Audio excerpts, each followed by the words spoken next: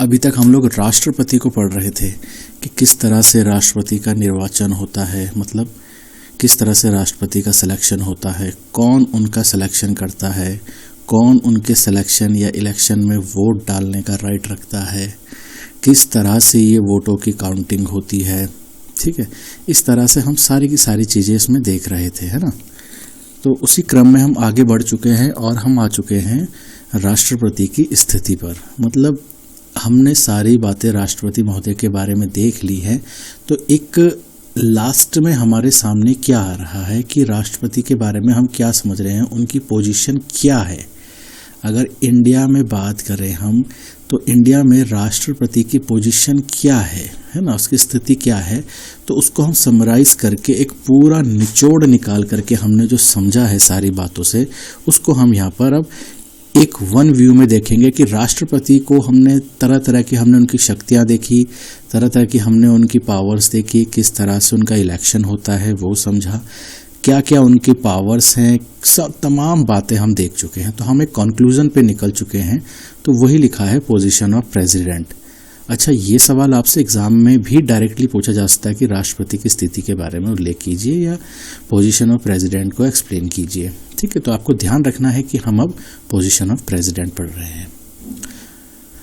एक महत्वपूर्ण बात आप याद रखिए, जो हमारे देश के राष्ट्रपति होते हैं, कहने को उनके पास तमाम शक्तियां होती हैं, जैसे कि हमारे भारत की जितनी भी नीतियां होंगी, जितने भी ऑर्डर्स होंगे, जितने भी शासन में नए नए नियम कानून आ रहे होंगे, वो सभी राष्ट्रपति महोदय के नाम से चलते हैं। अगर भारत किसी विदेशी देश के साथ कोई नीति अपनाता है, भले ही मिलने के लिए आपके प्रधानमंत्री महोदय जाते हैं, लेकिन जो कागजों में नाम आता है वहाँ पर प्रेसिडेंट महोदय का नाम आता है। तो कहने की बात यह है कि राष्ट्रपति महोदय के पास शक्तियाँ तो अनेक हैं, बहुत शक्तियाँ हैं, लेकिन वास्तविकता में, मतलब हकीकत में जो उनकी शक्तियाँ हैं, उन शक्तियों का प्रयोग राष्ट्रपति महोदय नहीं करते हैं। कैसे नहीं करते हैं? मतलब डायरेक्टली वो अपनी शक्तियों का प्रयोग नहीं करते हैं, हालांकि करते वो ही हैं, लेकिन किसके कहने पर? वो मंत्री परिषद के कहने पर। मतलब काउंसिल ऑफ मिनिस्टर, मतलब यूनियन काउंसिल ऑफ मिनिस्टर जो है, मंत्री परिषद जो है, वो जैसा कहेगी वैसा वैसा राष्ट्रपति महोदय करते हैं। तो एक तरह से अगर हम देखें, शक्तियां तो राष्ट्रपति महोदय के हैं, कागजों में हस्ताक्षर उनके हो रहे हैं, नाम उनके हो रहे हैं, लेकिन सारी की सारी जो ऑर्डर्स हैं, जो भी नियम निर्णय फैसले जो भी लिए जा रहे हैं, वो सारे मंत्री परिषद के हो रहे हैं, इनडायरेक्टली अगर हम देखें तो, है ना। तो मंत्री परिषद के फैसलों को ही करने के लिए राष्ट्रपति महोदय बाध्य होते हैं। और जो मंत्री परिषद है, मंत्री परिषद दैट मीन्स कि काउंसिल ऑफ मिनिस्टर्स, इसमें कई मिनिस्टर्स होते हैं, कई मंत्री होते हैं। ठीक है, तो इन मंत्रियों के द्वारा जो फैसला है उसको राष्ट्रपति महोदय मानते हैं। अब राष्ट्रपति महोदय मंत्री परिषद का फैसला मान रहे हैं, और हम ये भी कह सकते हैं कि राष्ट्रपति महोदय प्रधानमंत्री का फैसला मानते हैं। तो यहाँ पर आपको थोड़ा सा कंफ्यूजन होगा कि अभी तो आपने कहा मंत्री परिषद का फैसला मानते हैं राष्ट्रपति महोदय, अभी आप कह रहे हैं प्रधानमंत्री का फैसला मानते हैं।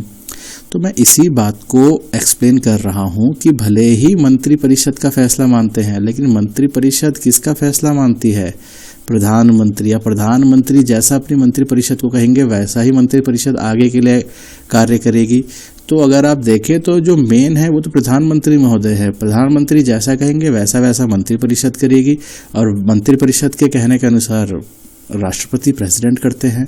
और राष्ट्रपति महोदय ऐसा करने के लिए बाध्य है, मतलब बाउंड है, यहाँ पर लिखा है ना बाध्य है, दैट मीन्स बाउंड है, ऐसा करने के लिए वो बाध्य है, ऐसा उनको करना है। ऐसा कहाँ लिखा हुआ है?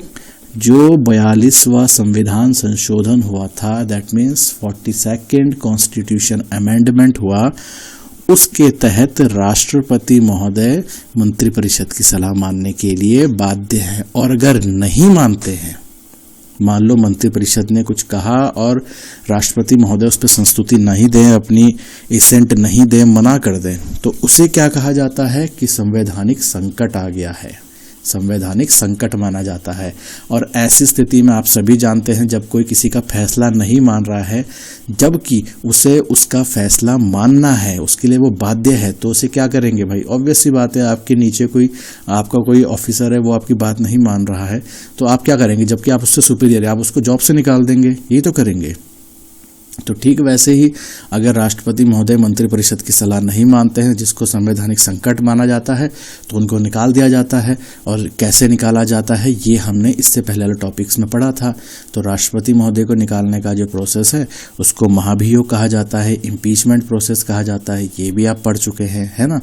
और एक और बात, जैसे आपने देखा था कि अगर हमने बताया था ना आपको कि लोकसभा और राज्यसभा में कानून बनते हैं, मतलब एक नॉर्मल सा आपने देखा था, अगर कोई कानून बनना है, ठीक है, कोई मान लो नया कानून लाना है, कोई नया कानून लाना है, कोई नया लॉ लाना है, तो इस कानून को लाने के लिए लोकसभा और एक तरफ राज्यसभा, ये दो हाउस है ना। पहले कोई बिल यहाँ से पास होगा, फिर वो बिल यहाँ से पास होगा, फिर उसके बाद वो कहाँ जाता है? प्रेसिडेंट के पास। प्रेसिडेंट के पास जाता है उनकी एसेंट के लिए, वो इस पे अपनी संस्तुति देते, एक तरह से वो इसमें अप्रूवल दे देते हैं कि भाई चलो ठीक है, मैं साइन कर देता हूँ। उनके सिग्नेचर के साथ ही वो जो बिल है या जो कानून अभी कच्चा था वो एक्ट बन जाता है। बताया था मैंने आपको, बिल से एक्ट बन जाता है और हिंदी में विधेयक से अधिनियम बन जाता है, जैसे ही राष्ट्रपति महोदय उस पर साइन कर देते हैं। तो एक बार अगर कोई यहाँ से बिल चला, लोकसभा से पास होकर राज्यसभा में आया, फिर राज्यसभा ने भी पास करा, तो फाइनली वो प्रेसिडेंट के पास गया।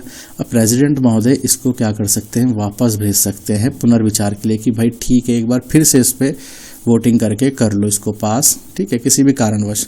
अब एक बार उन्होंने रिटर्न कर दिया, फिर से लोकसभा ने पास करा, फिर से राज्यसभा के पास गया, फिर से राज्यसभा ने पास कर दिया, और सेकंड टाइम अगर दूसरी बार भी प्रेसिडेंट के पास वो बिल आ गया है, तो अब इस सेकंड टाइम में उन्हें उस पर साइन करना ही पड़ेगा। अगर सेकंड टाइम मतलब दूसरी बार अगर कोई बिल, या जिसे हिंदी में विधेयक कहते हैं,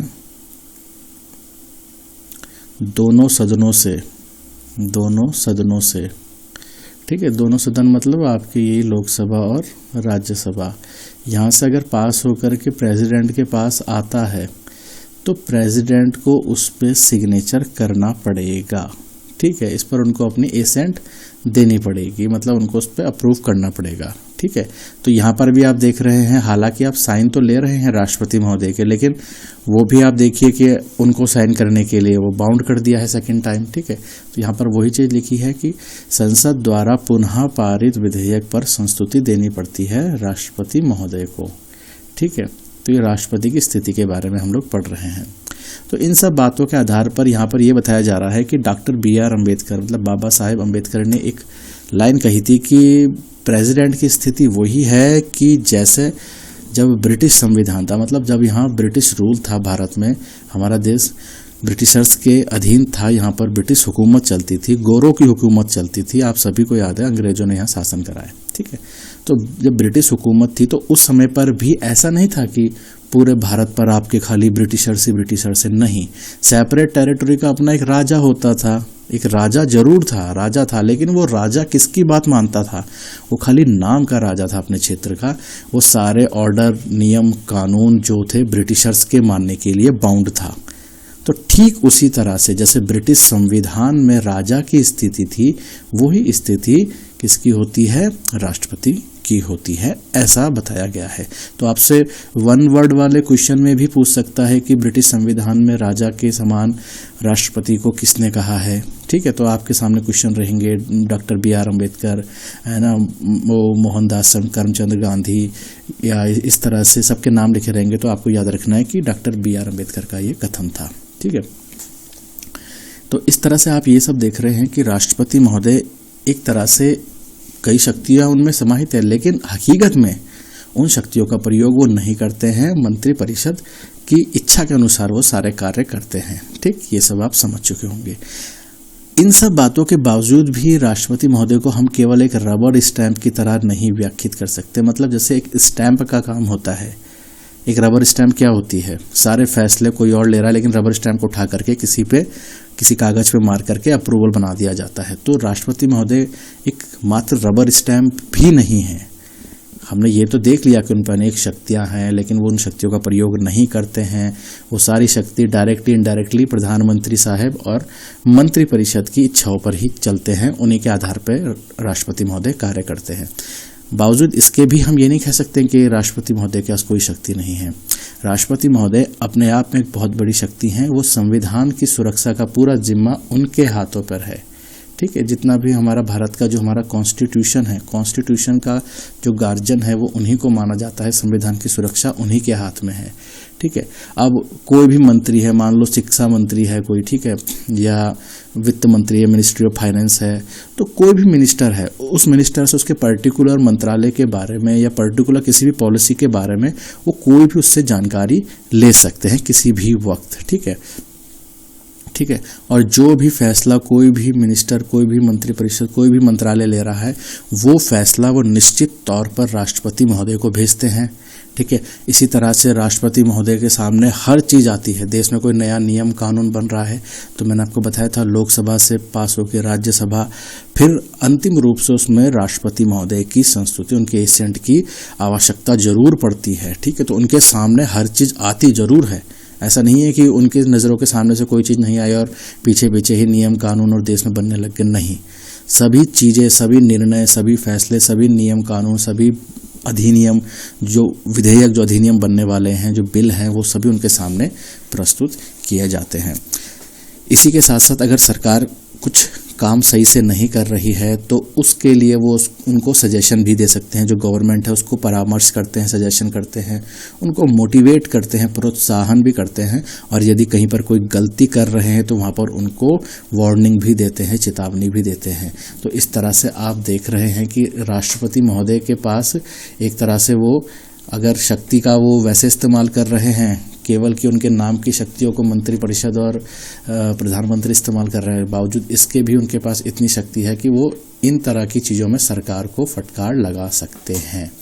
ठीक है, तो ये सब बातें हैं जो मैं आपको बता रहा हूँ यहाँ पर राष्ट्रपति महोदय के बारे में। तो आपने आई थिंक ये सब समझ लिया होगा राष्ट्रपति महोदय के बारे में। एक बार क्विक रिवाइज कर ले यहाँ पर। तो इन सब बातों को जो हमने अभी तक समझी, इन सब बातों के आधार पर यहाँ पर एक लाइन लिखी हुई है, शासन अध्यक्ष नहीं है, राज अध्यक्ष है। मतलब एक राजा के समान है, लेकिन शासन का अध्यक्ष नहीं है।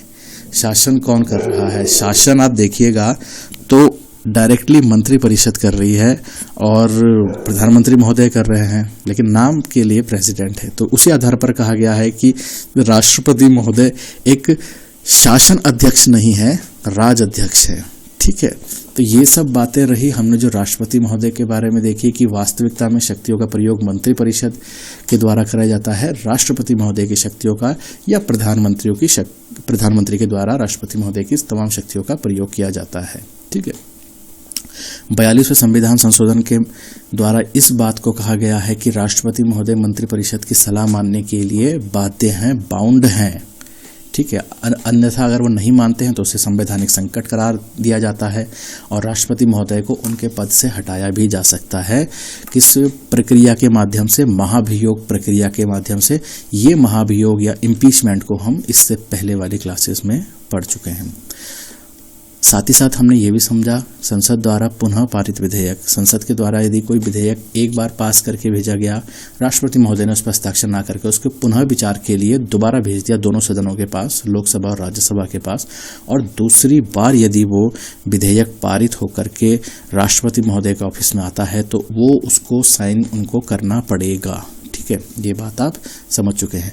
डॉक्टर बी आर अम्बेडकर का कथन कहा गया था कि जैसे ब्रिटिश संविधान में राजा की भूमिका या उसका स्थान था, ठीक उसी तरह से राष्ट्रपति महोदय का स्थान है। ठीक है, फिर भी हमने कहा कि राष्ट्रपति महोदय केवल एक रबर स्टैंप नहीं है, संविधान की सुरक्षा का पूरा जिम्मा उनके पास है। किसी भी मंत्री से किसी भी प्रकार की उनके मंत्रालय से संबंधित जानकारी वो मंगा सकते हैं। सभी फैसले जो भी निर्णय सरकार ले रही है, कोई भी मंत्री ले रहा है, कोई मंत्रालय ले रहा है, तो वो राष्ट्रपति महोदय के पास निश्चित तौर पर भेजा जाएगा। साथ ही साथ मैंने आपको ये बताया, कोई भी विधेयक है, कोई भी नया कानून लाया जा रहा है तो बिना राष्ट्रपति महोदय की संस्तुति के वो बनेगा ही नहीं। सरकार यदि किसी प्रकार से कुछ गलत कर रही है, कुछ गलती कर रही है तो उनको परामर्श भी करती है।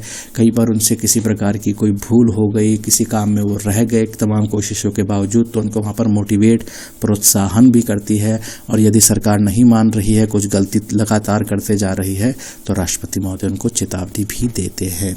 तो ये तमाम बातें रही जो हमने राष्ट्रपति महोदय के बारे में देखी। कंक्लूजन करके अगर आपके बारे में, आपको आपके सवाल में राष्ट्रपति महोदय के बारे में लिखने के लिए आता है तो निश्चित तौर से आपने ये सब बातें उसमें लिखनी है। और इससे पहले कि अगर आपने तमाम क्लासेस देखी हैं तो ये सब बातें आपको बहुत ईजिली समझ में आ रही होगी। एक तरह से हम ये सबका सब रिकैप कर रहे हैं जो अभी तक हम लोग संघीय कार्यपालिका चैप्टर नंबर 10 के जितने भी अभी तक हमने भाग देखे हैं, उन सब में इन्हीं सब बातों के बारे में हमने विस्तृत रूप से चर्चा करी है। ठीक है, तो इस वाली क्लास में इसको हम यहीं पर वाइंड अप करते हैं और इसकी अगली क्लास में हम उपराष्ट्रपति महोदय के बारे में देखेंगे कि जैसे राष्ट्रपति महोदय होते हैं वैसे एक उपराष्ट्रपति महोदय होते हैं। जैसे कि आप नाम से ही समझ रहे होंगे, अगर राष्ट्रपति महोदय किसी कारणवश अपना कार्य करने में असमर्थ हैं या वो छुट्टी पर हैं या कार्य नहीं कर पा रहे हैं किसी बीमारी की वजह से, राष्ट्रपति का जो कार्य होता है, तो उनकी एब्सेंस में उनके सारे कार्य कौन करता है? उपराष्ट्रपति। तो ये थोड़ा सा एक अलग आपके लिए टॉपिक हो जाएगा, हालांकि मिलता जुलता है राष्ट्रपति महोदय से, तो मैं यहाँ पर इसको इंक्लूड नहीं कर रहा हूँ। इसके लिए अलग से क्लास होगी, नेक्स्ट वाली क्लास में हम उसको करेंगे। ठीक है, तो आई होप आप सबको समझ में आया होगा। Thank you everyone.